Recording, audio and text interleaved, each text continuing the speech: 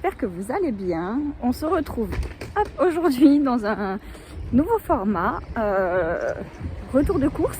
Mais je vous emmène un peu avec moi. J'espère que vous m'entendez parce qu'évidemment il y a des voitures qui passent. Donc voilà, je vais vous montrer un petit peu dans le magasin, etc. Et ensuite je vous retrouverai comme d'habitude dans ma cuisine pour vous montrer tout ça.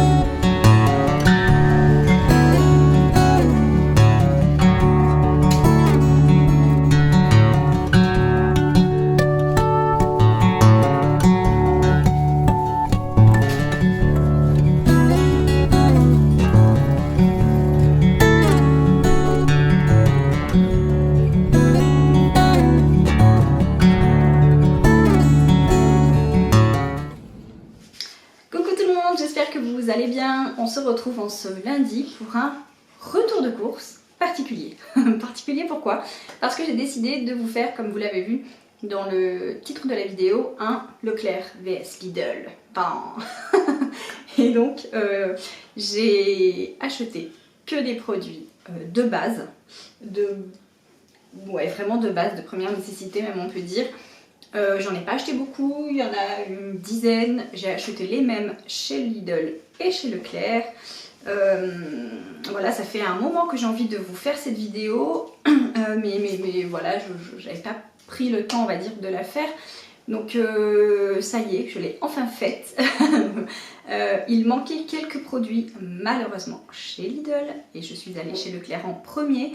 Donc je vous incruste des images. Peut-être que je les aurais mises avant ou je vous les mets après ou en même temps. Je ne sais pas trop comment je vais faire. En tout cas, j'ai pris des images de ce qui manquait quand même pour que vous voyez les prix, etc. Et eh bien, je vous montre tout ça. Je vous affiche les prix à l'écran des deux produits. Je vais vous montrer les deux en même temps et je vous afficherai les deux prix en même temps pour que vous puissiez réellement comparer. Donc j'ai pris des pâtes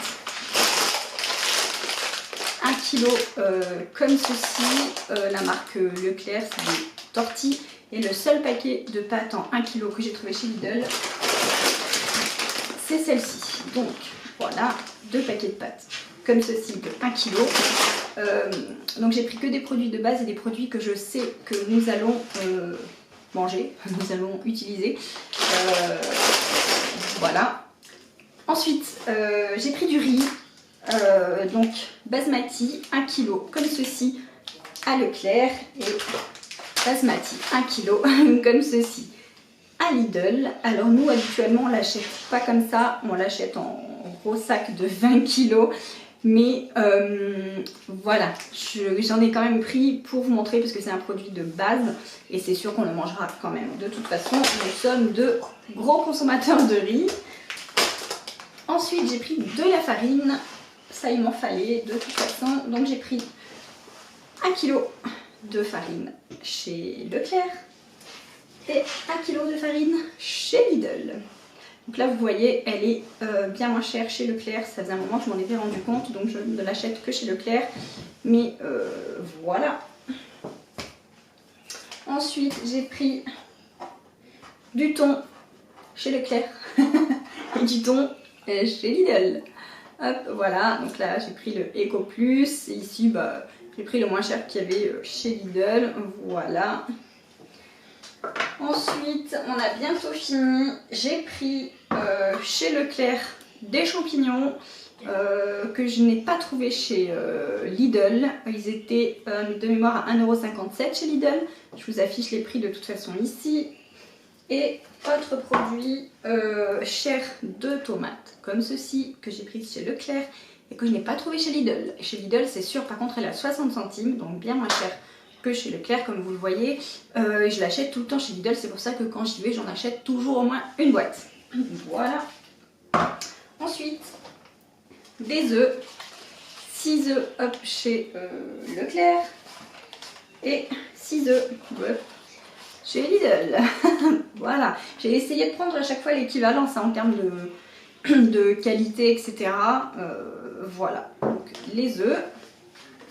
Donc ensuite, j'ai pris du jambon comme ceci, 4 tranches, moins 25% de sel sans couenne chez Leclerc. Et j'ai pris la même chose, 4 tranches, moins 25% de sel sans couenne chez Lidl. Voilà.